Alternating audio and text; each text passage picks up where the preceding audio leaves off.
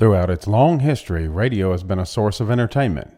It was the first medium to allow everyone, from the wealthiest to the poorest, access not only to every type of music, but to the theater.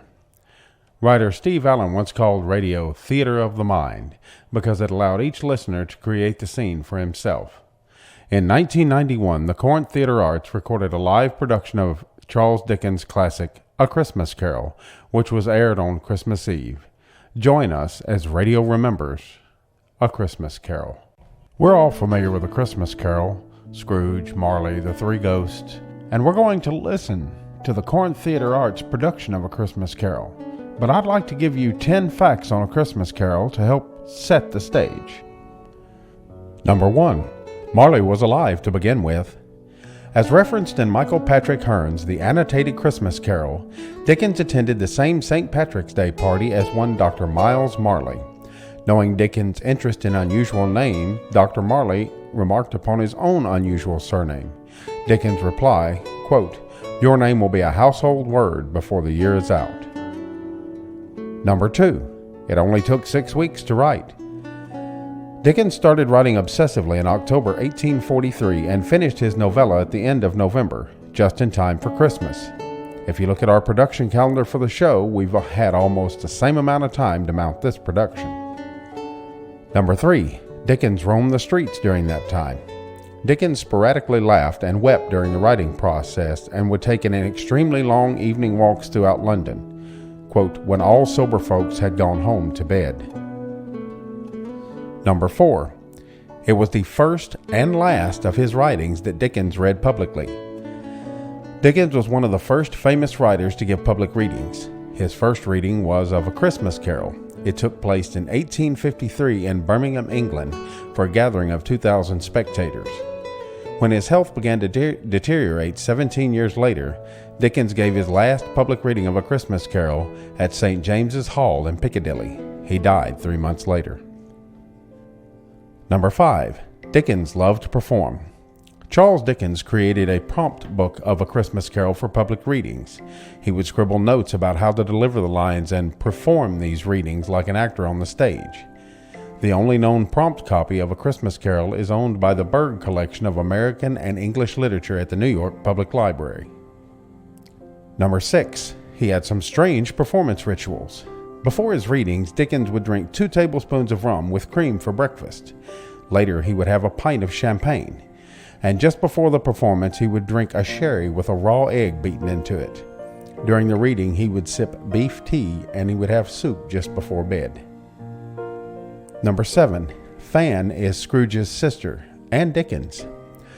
Scrooge's sister's name is Fan. According to Hearn's The Annotated Christmas Carol, Fanny was the name of Scrooge's older and favorite sister. Number 8. Merry Christmas or Happy Christmas. Though it was more common to say Happy Christmas, Dickens repeats the phrase Merry Christmas throughout A Christmas Carol. When Dickens' novella became wildly successful, the phrase Merry Christmas was popularized and became a standard Christmas greeting. Number 9. It jumped quickly from page to stage. Only 6 weeks after its publication, A Christmas Carol was adapted by Edward Sterling for the London stage. It was then transferred to New York's Park Theater. Number 10. It was an inspiration to Robert Louis Stevenson, the writer of Treasure Island. After reading the book in 1847, Stevenson wrote, "I want to go out and comfort someone. I shall never have to listen to the nonsense they tell one about not giving money. I shall give money. Not that I haven't done so always, but I shall do so with a high hand now." We certainly hope the production is just as inspiring to you.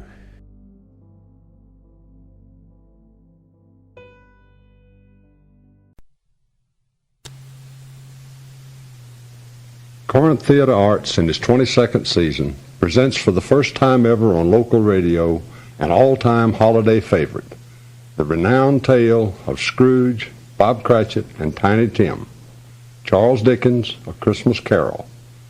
This original adaptation by Christopher Paul is taken straight from Dickens' classic novel. It's produced and presented by Corinth Theater Arts and has been recorded at the Job Studios in Corinth, Mississippi, with Louis Floyd as Ebenezer Scrooge. We'll have Dickens' heartwarming Christmas story in just a moment.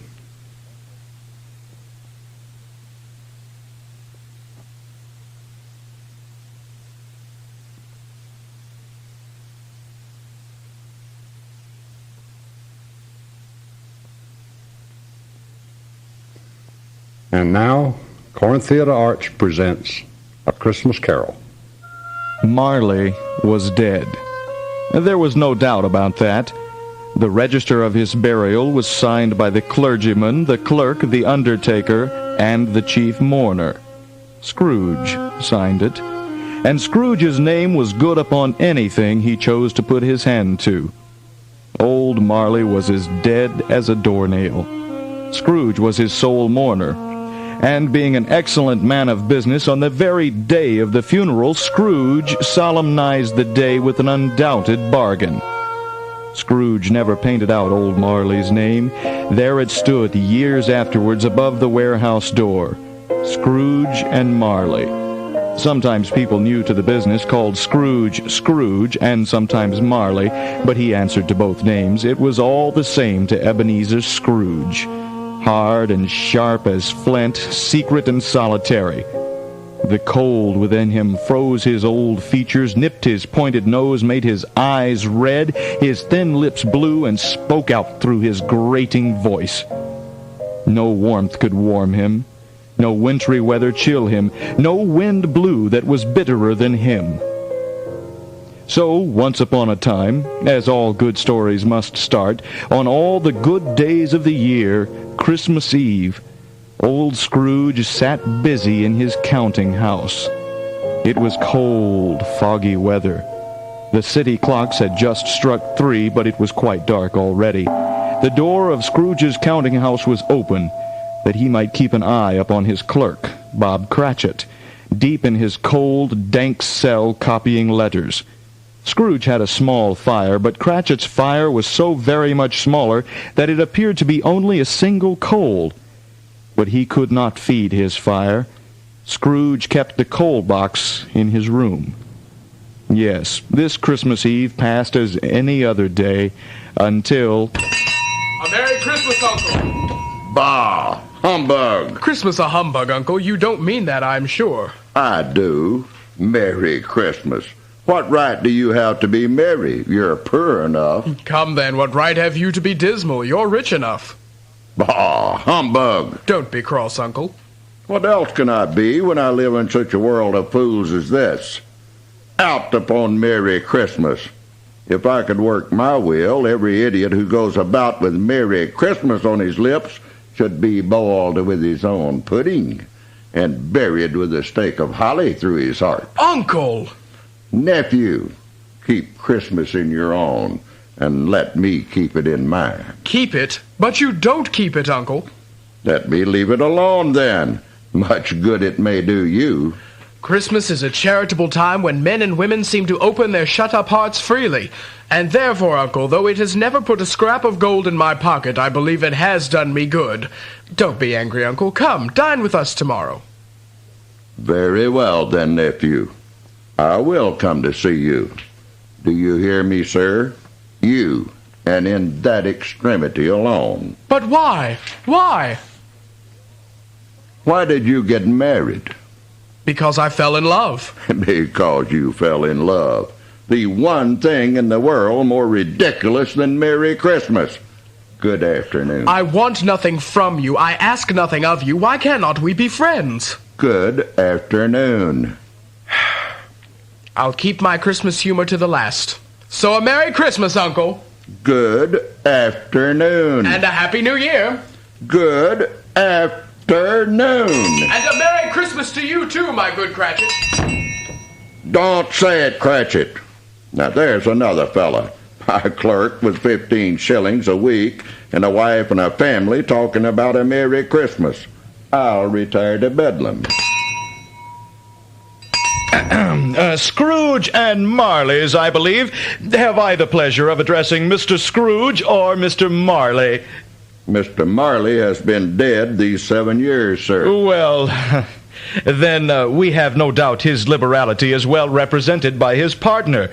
At this festive season of the year, sir, it is more than usually desirable that we should make some slight provision for the poor and destitute. Are there no prisons? Plenty of prisons. And the union workhouses, are they still in operation? They are. I was afraid that something had occurred to stop them in their useful course. Well, a few of us are endeavoring to raise a fund to provide for the poor. How much should we put you down for? Nothing. Oh, you wish to remain anonymous, then? No, I wish to be left alone. I don't make merry myself at Christmas, and I cannot afford to make idle people merry. I help to support the establishments I have mentioned.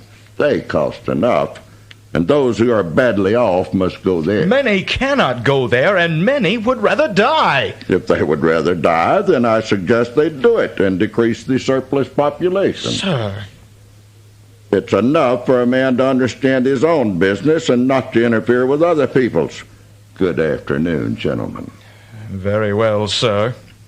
I see here our time was wasted. We apologize. Pratchett, bring me those letters. I want to see if you've got them right. Good afternoon, gentlemen. What excuse is Christmas, a day like any other, to rob a man of his hard-earned money? Bah! Well, Cratchit, I suppose you'll want all day off tomorrow. If quite convenient, sir. It is not convenient, and it's not fair. If I was to stop $0.50 for it, you'd think yourself ill-used. And yet you don't think me ill-used when I pay a day's wages for no work. It's only once a year. Another poor excuse for picking a man's pocket every 25th of December. But I suppose you must have the whole day. Be here all the earlier next morning. Yes, sir. And thank you, sir. And good day to you, sir.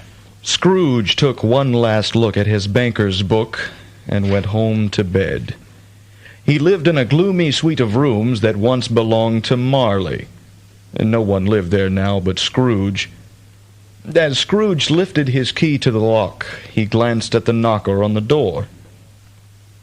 And there, on the knocker, was the face of Marley. Marley!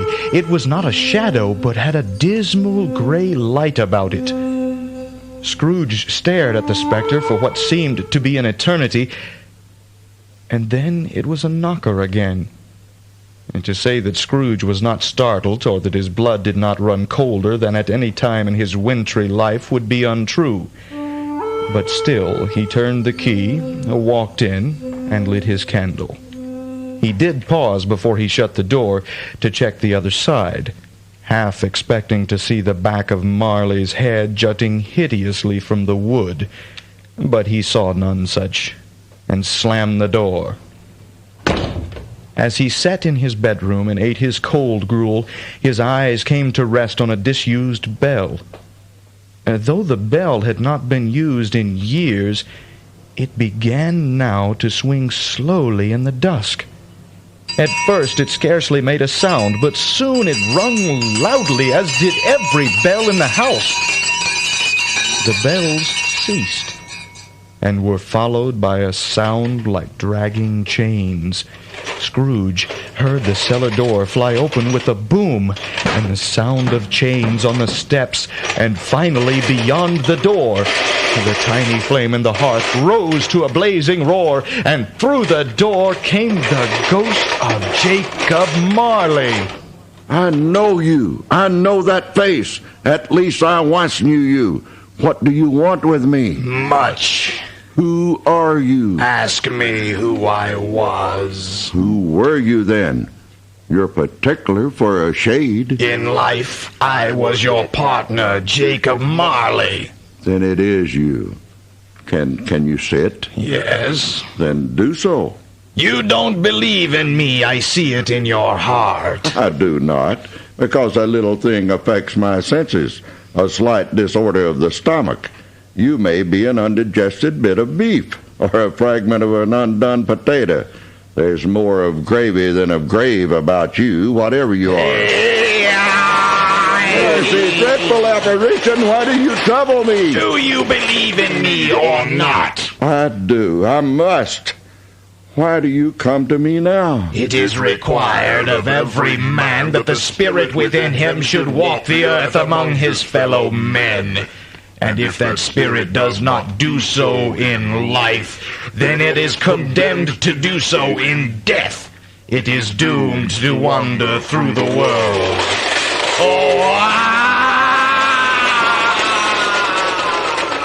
You are fettered with chains. Tell me why. I wear the chain I forged in life. I made it link by link and yard by yard. Yours was as full and as heavy as my own 7 Christmas Eves ago. You have labored on it since. Jacob, tell me no more of these things. Speak comfort to me. I have none to give. It comes from other regions, and it is conveyed by other ministers to other kinds of men. In life, my spirit never roved beyond our money-changing whole, and weary journeys lie before me. You must have been very slow about it, Jacob. 7 years dead and traveling all the time. You will be haunted by 3 spirits. I think I'd rather not. Without their visit, you cannot expect to shun the path I tread. Expect the first one when the bell tolls 1. Couldn't I take them all at once and have it over, Jacob? Expect the second on the next night at the same hour, and the third upon the next night when the last stroke of 12 has ceased to ring in your ears. Look to see me no more. And look that for your own sake you remember what has passed between us. Jacob, don't leave me now, Jacob. What will these spirits be? Will they be shadows of men or great horrid beasts? Jacob? Marley's ghostly visit to Scrooge had exhausted the old miser beyond all his years. Scrooge took to his bed, and in his sleep he relived his exchange with the ghost. When Scrooge awoke, he heard a neighboring clock strike the hour of 12, and remembered that Marley had promised a visitation when the bell tolled 1. He resolved to lie awake until the hour was past. 1/4 past. 1/2 past. 1/4 to it. The hour itself and nothing else. Humbug all. The words froze on Scrooge's lips. The curtains of his bed parted by an invisible hand, and there before him stood the figure of an old woman, yet not so like a woman as a child. Its hair, which hung about its face and neck, were white with age, but the face had not a wrinkle to it. It wore a tunic of the purest white, and its waist was bound by a lustrous belt. Scrooge could see all this, because from the crown of its head there sprang a bright, clear jet of light, and under its arm was a great extinguisher of a cap. Are you the spirit, madam, whose coming was foretold to me? I am. Who and what are you? I am the ghost of Christmas past. Long past? No, your past. Spirit, the light from your head blinds me. Would you be so kind as to don that cap beneath your arm? Is it not enough that you are one of those whose passions made this cap and forced me to wear it low upon my brow? I have never had knowledge of having willfully bonneted you at any period of my life. What business has brought you here? Your welfare. I am much obliged, Spirit, but I cannot help but think that a night of unbroken rest will be more conducive to that end. Your reclamation, then. Take heed. Give me your hand. Rise and walk with me. I beg of you, madam. I am mortal. I am liable to fall. Bear but a touch of my hand upon your heart, and you shall be uplifted in more than this. Spirit, where is my flat? Where is this field? Good heaven, I was bred in this place. I was a boy here. You recollect the way? Remember it? I could walk it blindfolded. Strange to have forgotten it for so many years. Let's go on. All All that you see and will see are but shadows of things that have been. They have no consciousness of us. That school ahead is not quite deserted. A solitary child, neglected by his friends, is left there still. Do you know him? I do. That was me long, long ago. And do you recognize her? I have come to bring you home, dear brother. Oh, blessed heavenly days. Fan, my sweet sister, Fan. Home, little Fan? Yes, home forever and ever. Father is so much kinder than he used to be. He spoke so gently to me one night that I was not afraid to ask him if you might come home. Oh, dear Ebenezer. Always a delicate creature whom a breath might wither, but she had a large heart. I will not deny it, Spirit. She died a woman and had but one child. One child. Your nephew. Yes. Now let us look into another Christmas. Do you recognize this place? Was I apprenticed here? Why, it's old Fezziwig. Bless his heart, it's Fezziwig, alive again. Yo-ho there, Dick, Ebenezer. Dick Wilkins, to be sure. Hilly-ho, my boys. No more work tonight. Christmas Eve, Dick. Christmas, Ebenezer. Let's have the shutters up before a man can say Jack Robinson. Look at them go. 1, 2, 3, up in their places. 4, 5, 6, barred and pinned. 7, 8, 9, already they're back, panting like racehorses.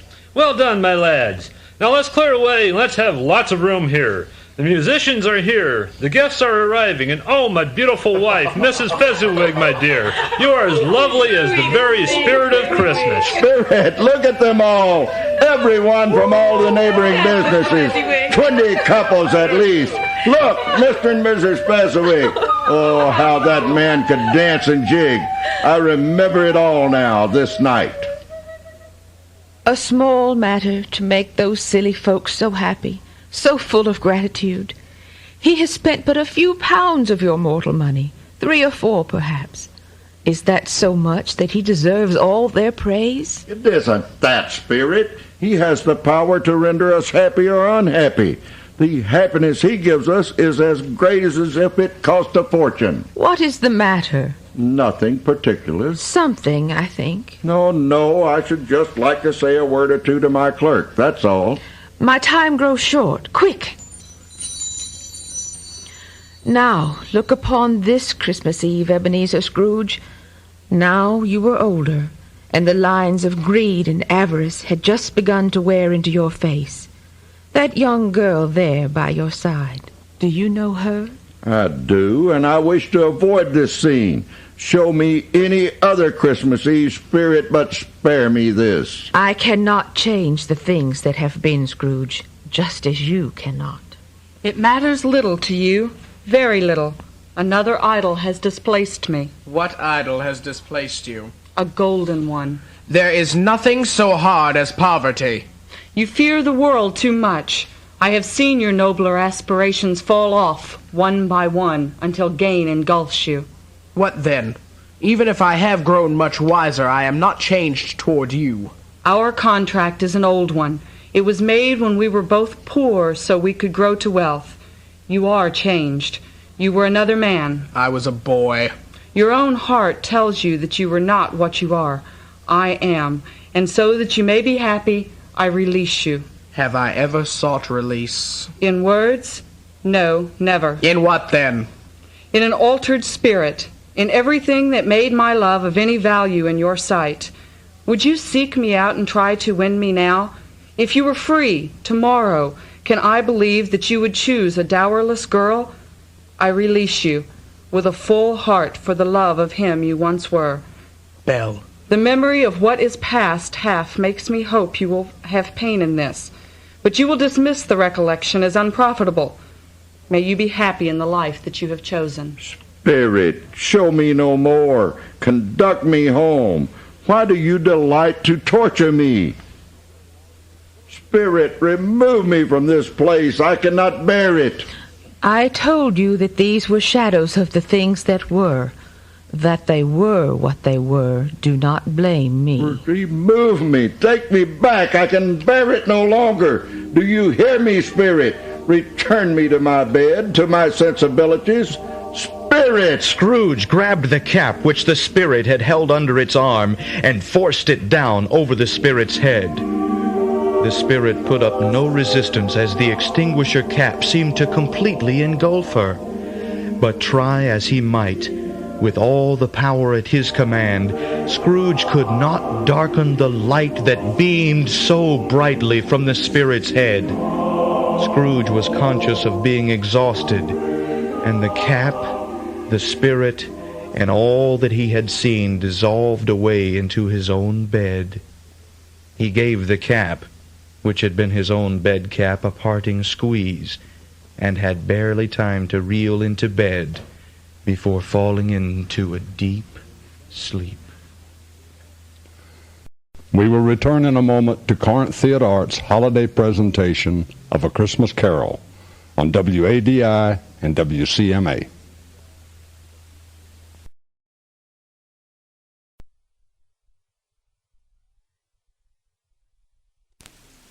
We now continue with Corinth Theatre Arts' production of A Christmas Carol on WADI and WCMA.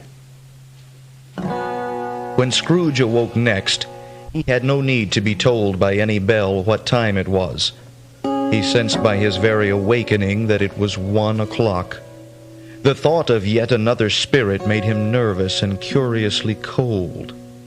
As Scrooge lay there motionless, he became aware of a strange light that seemed to fill the room. He parted the curtains of his bed and saw that the light came from under the door which led to the adjoining room. He heard a voice call his name and bid him come and enter. He obeyed. It was his room, all right, but it had certainly undergone a transformation.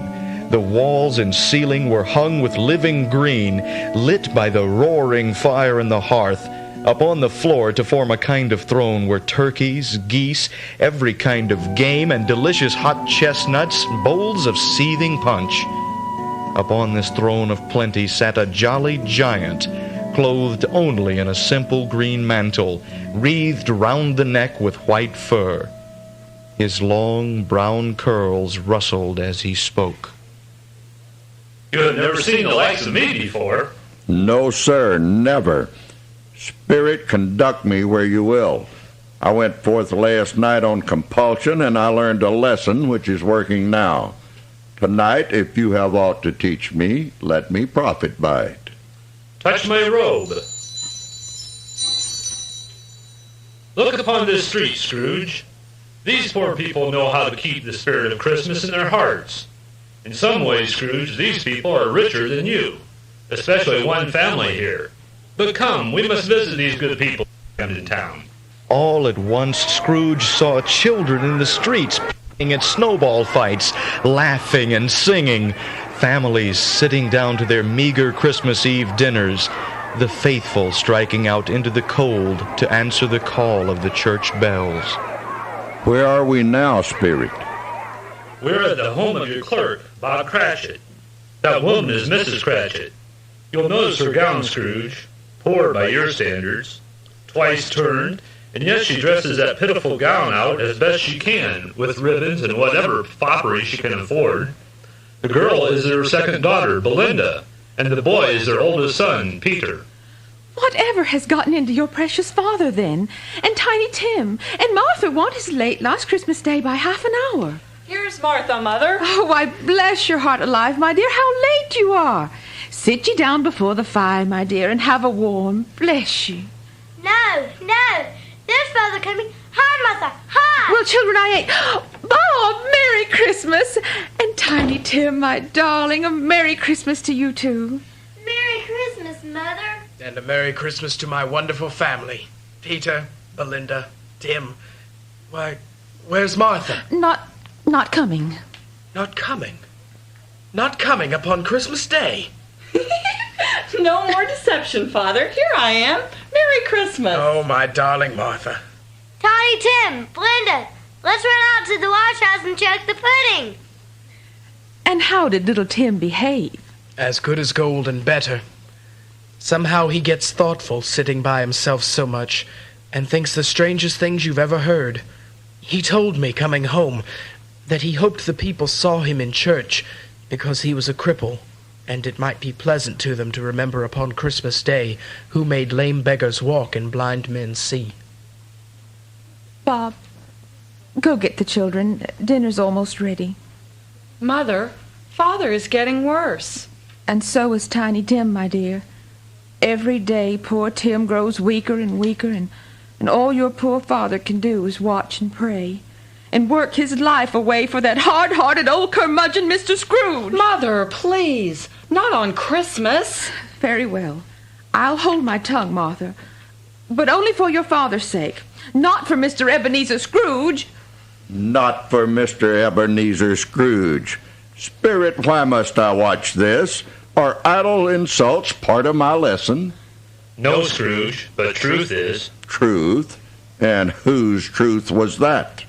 The truth of people whose life you affect, and the truth which you yourself have served to create in your own little sphere of reality. Do you see the goose on which all their hopes for Christmas lie?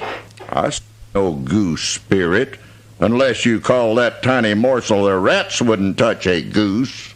To them, Ebenezer, it is a goose, the finest goose they have ever seen. Just barely enough to serve them all, but still, they keep Christmas in their hearts. A Merry Christmas to us all, my dears. God bless us, everyone. Spirit, tell me if Tiny Tim will live. I see a vacant seat in the poor chimney corner, and a crutch without an owner, carefully preserved. If these shadows remain unaltered by the future, the child will die. Oh, no, no, kind Spirit. Say you will be saved. Man, if man you be in heart, forbear that wicked cant until you have discovered what is the surplus, and where it is. Will you decide what men shall live, and what men shall die? Mr. Scrooge, I'll give you Mr. Scrooge, the founder of the feast. The founder of the feast, indeed. Mother! No, Martha, I've held my tongue long enough. I wish I had Mr. Scrooge here. I'd give him a good piece of my mind to feast upon, and I hope he'd have a good appetite for My it. dear, the children, Christmas Day. It should be Christmas Day, I'm sure, on which one drinks the health of such an odious, stingy, hard, unfeeling man as Mr. Scrooge. You know how he is, Robert. Nobody knows it better than you, poor fellow. My dear, Christmas Day. I'll drink to his health for your sake, and the day's, not for his. Long life to him. A Merry Christmas and a Happy New Year. He'll be very merry and very happy, I have no doubt. To Mr. Scrooge. To Mr. Scrooge. Peter, I have in mind a position for you which will bring in at least a full 5 and 6 pence weekly. It's with the butcher I bought the goose from.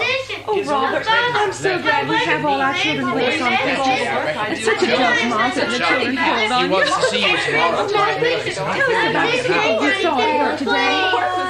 Peter, oh, see you. The Spirit raised his torch, and the bright sprinkling from that horn seemed to absorb the house, the Cratchits, and all of Camden Town. But to the last, and even after, Scrooge's eyes and ears were trained on Tiny Tim.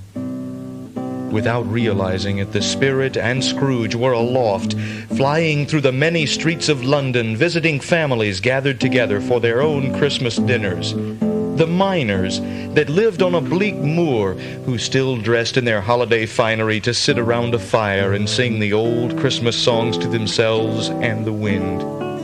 It was a great surprise to Scrooge, while listening to the moaning of the wind, to hear a good, hearty laugh. His own nephew, Fred, in a bright, dry, gleaming room, with the Spirit standing beside him, smiling at that same nephew with approving affability. When Scrooge's nephew laughed in this way, holding his sides and rolling his head, Scrooge's niece by marriage laughed as heartily as her husband. He said Christmas was a humbug as I live. He believed it, too. Well, more shame for him, Fred. He's a comical old fellow, that's the truth, and not so pleasant as he might be. However, his offenses carry their own punishment, and I have nothing to say against him. Really? Well, I'm sure he's very rich. At least you always tell me so. What of that, my dear? His wealth is of no use to him. He doesn't do any good with it. He hasn't the satisfaction of thinking that he's ever going to benefit us with it. I have no patience with him. Oh, I have. I feel sorry for him. I couldn't be angry with him if I tried. Who suffers? Himself always. Here he takes it into his head to dislike us, and he won't come to dine with us. What's the consequence? He doesn't lose much of a dinner. Doesn't he now? Indeed, I think he loses a very good dinner. I think it was good dinner, Father. Well, I am very glad to hear it. Go on, Fred. I was going to say that I mean to give him the same chance every year, whether he likes it or not. For I pity him. I defy him not to think better of Christmas if he finds me going there year after year and saying, "Uncle Scrooge, how are you?" If only that put him in the vein to at least leave his poor clerk 50 pounds, that's something. And today, I think I shook him. Now it was the party's turn to laugh. But Fred, being a good-natured fellow, soon joined in with the laughter and passed the bottle merrily. The spirit told Scrooge that they must leave, but the old miser begged for 1/2 hour more to watch them play a game called Yes or No. Fred had to think of something, and the rest must find out what or who he was thinking of, for he could only answer yes or no. He was thinking of an animal, disagreeable, a savage that grunts and growls, that lived in London and walked about the streets, and was never killed in market, and was not a cow, or dog, or tiger, or a moose, or a bear. At last, Scrooge's niece, with tears of laughter in her eyes, said, I know the answer. It's your Uncle Scrooge.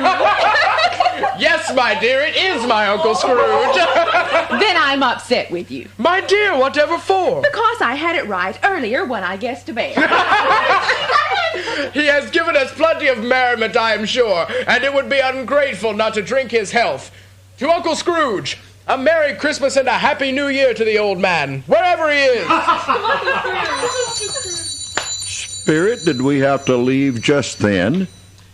Yes, Ebenezer Scrooge. My life upon this globe is very brief. It ends tonight. Tonight? Tonight, at midnight. The time is drawing near. Look beneath my robe. Look. This boy and this girl. Look closely. Where youth should have filled their faces, there is only age and suffering. No degradation or perversion of humanity has ever had such monsters as these. Spirit, are they yours? They are man's, and they cling to me, appealing from their fathers. This boy is ignorance. This girl is want. Beware them both and all their decree. But most of all, beware the boy, for on his brow I see that written which is doom, unless the writing be erased. Have they no refuge or resource? Are there no prisons? Are there no workhouses? Are there no prisons? Are there no workhouses? Are there no prisons? Are there no workhouses? We will return in a moment to Corinth Theatre Arts' holiday presentation of A Christmas Carol on WADI and WCMA. We now continue with Corinth Theatre Arts' production of A Christmas Carol on WADI and WCMA.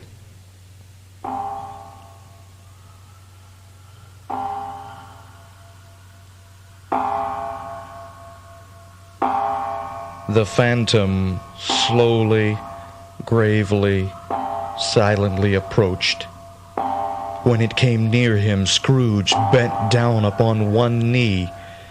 It was shrouded in a deep black garment which concealed its head, its face, its form, and left nothing visible save one outstretched hand. Scrooge felt a mysterious and solemn sense of dread with the spirit near, yet he knew no more, for the spirit never spoke. I am in the presence of the ghost of Christmas yet to come. You are about to show me the shadows of things that have not happened, but will happen in the time to come. ghost of the future, I fear you more than any specter I have seen. But I am prepared to bear your company. Will you not speak to me?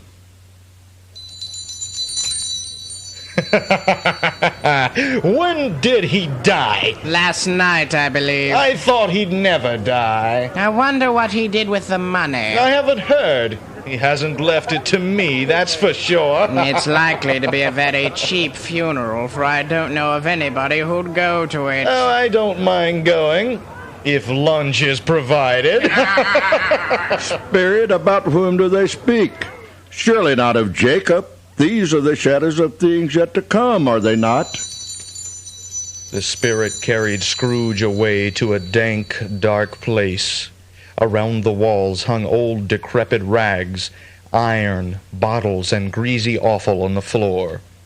Among these was a man about 70 years old, lounging in all this filth like a man of leisure. Into the filthy parlor walked an old woman of no young age herself, dressed in rags and soot, carrying a burlap bag. Come into the parlor, Mrs. Dilber. You're no stranger to it. Stop till I shut the door of the shop. What's odds then, Mrs. Dilber? Don't stand there staring as if you was afraid. We're not going to pick one another's coats, I suppose. No, indeed, I should hope not. Very well, then. That's enough. Who's the worse for a loss of a few things such as you've got? Not a dead man. No, indeed. If he wanted to keep him after he was dead, he'd have had somebody to look after him when he was struck with death, instead of lying gasping his last three all alone by himself. I wish it was a little heavier, Judgment. Open the bundle, old Joe, and let me know the value of it. Right. Oh, core ducks, these is pretty spoons, all silver. A right good haul here. Silver sugar tongs, worth a bit. This brooch is rubbish, a farthing at best. Now what do you call this? Bed curtains.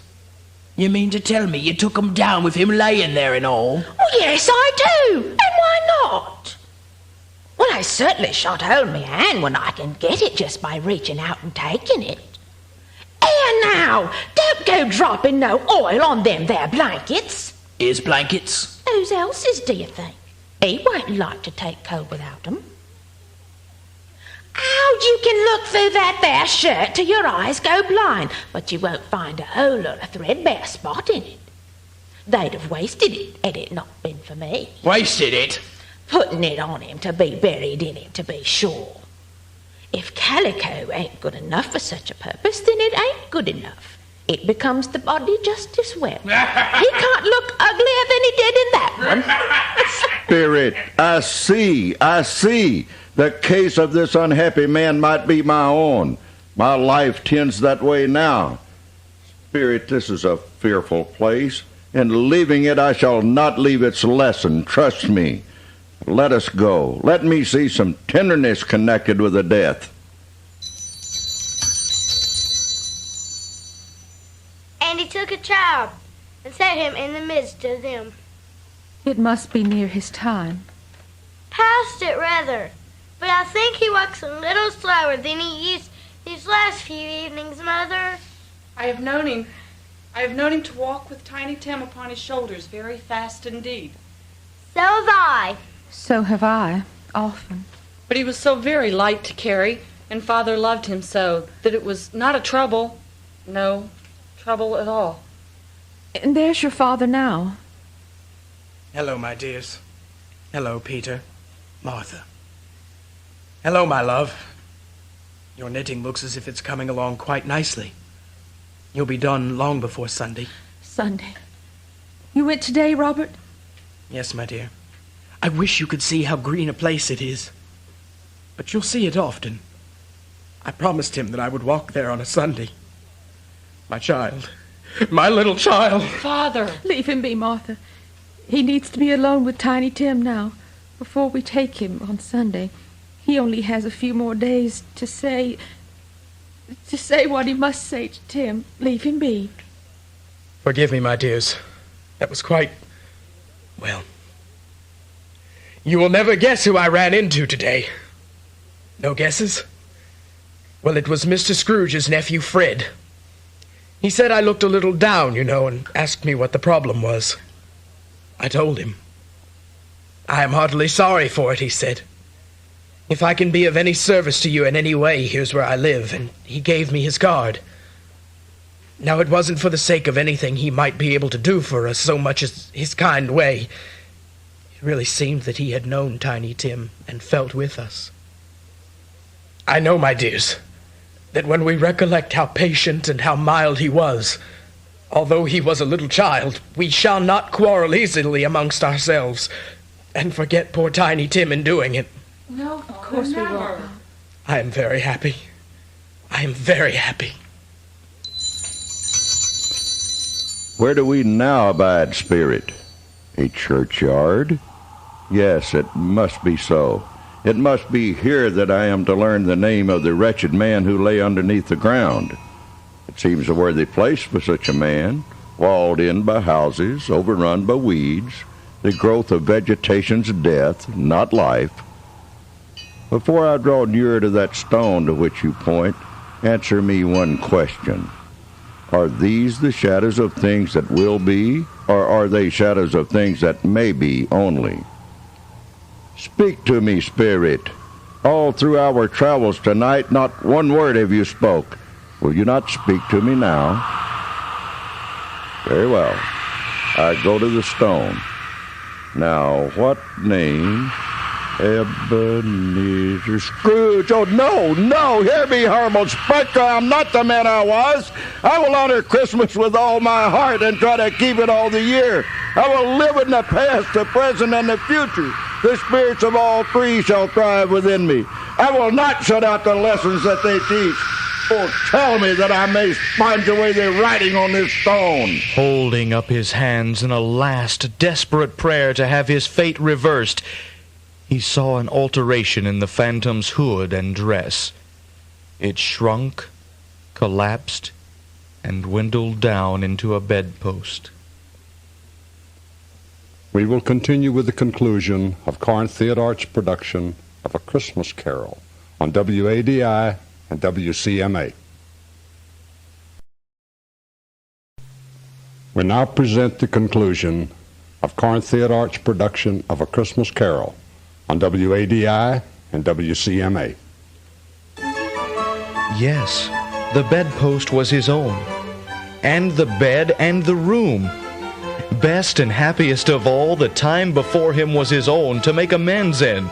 I will live in the past, the present, and the future. The spirits of all three shall live and strive within me. Scrooge repeated all of these to himself over and over again as he skipped around his flat as giddy as a child just out on holiday. I don't know what to do. I'm as light as a feather, as happy as an angel, giddy as a drunken man. I don't even know what day of the month it is. I don't know how long I've been with the spirits. I don't know anything. I'm quite a baby. Never mind, I don't care. I'd rather be a baby. You there. Boy, what's today? What's today, my fine fella? It's Christmas Day. I haven't missed it. The spirits have done it all in one night. They can do anything they like. Of course they can. Of course they can. Hello. Hello. Do you know the Porter's Corner, the next street over? I should hope I do. An intelligent boy. A remarkable boy. Do you know whether they've sold the prize turkey that was hanging up there? The big prize turkey, not the little one. What? The one as big as me? What a delightful boy. Yes, my fine buck. Yes, sir. It's hanging there now. It is. Go and buy it. Walker? No, I'm in earnest. Go and buy it and tell them to bring it here. I shall give them directions on where to bring it to.